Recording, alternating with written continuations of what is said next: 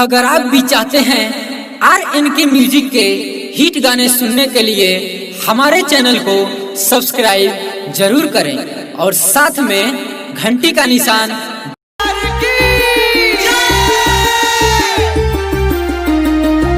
presented by Arun Music. Music by Imtiaz Khan.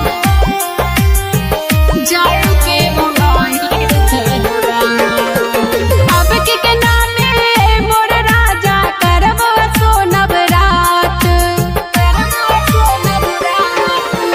अब के नामे मोर राजा करब सोनब रात।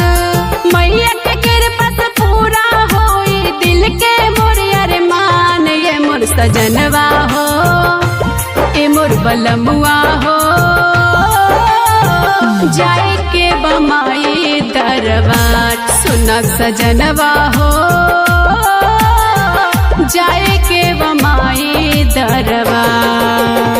रुपिया नइखे ए मोरे रानी करिहा अगला साल।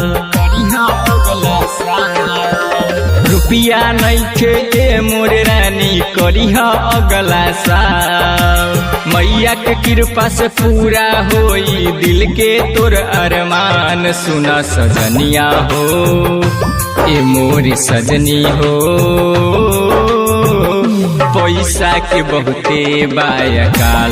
सुना सजनिया हो, पैसा के बहुते बायकाल। Mixed by Rajesh Sahni.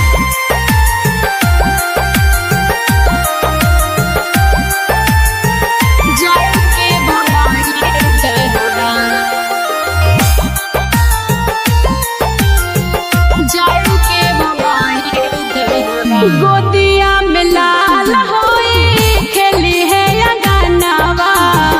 रउआ जी बाप बने हम बन माई। माई दुर्गा दी है गोदी में ललनवा। बेटा हमार फूल हतु फूलवारी।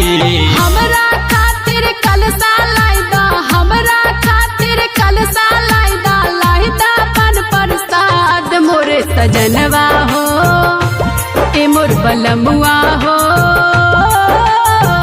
जाए के बमाई दरबार। सुना सजनवा हो, जाए के बमाई दरबार। Presented by Arun Music.